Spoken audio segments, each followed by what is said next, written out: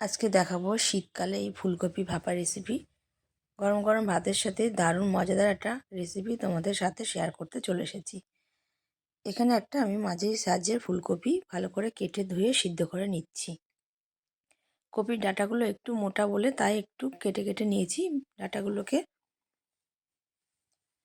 সেদ্ধ করে কড়াই গরম করে নিয়েছি। নিয়ে তেল দিয়ে তেলটা গরম হয়ে গেলে আমি কপিগুলোকে একটু বেশ ভালো করে ভেজে নেব। সেদ্ধ করে কপিটাকে কিন্তু ভালো করে আমি জল ঝরিয়ে নিয়েছি। তারপরে এবার কপিটাকে লাল লাল করে এভাবে ভেজে নিয়ে একটা পাত্রে তুলে রেখেছি। এবার এই ভেজে রাখা কপিগুলোর মধ্যে আমি দিয়ে দেব পোস্ত পোস্ত বাটা দেব, আর দেব চারমগজ, আর দেব কাজু।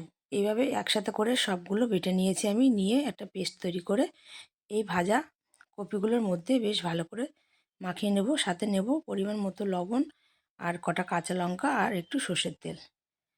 লবণটা একটু কম দিয়েছি যেহেতু আমি ভাজার সময় একটু লবণ দিয়ে নিয়েছিলাম, আবার সিদ্ধর সময় একটু লবণ দিয়েছি, সেই হিসেবে আমি লবণটা একটু কমই দিয়েছি।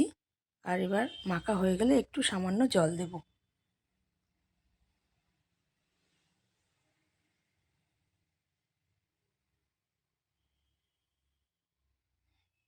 মেখে কিন্তু আমি 15 মিনিট থেকে 20 মিনিট রেখে দিয়েছি আলাদা করে।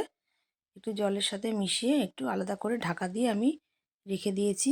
তারপরে একটা টিফিন বক্সে ভরে নিয়েছি। পুরো বক্সটা ভরে নিয়ে একটু সামান্য বাটি ধুয়ে জল দিয়ে দিয়েছি।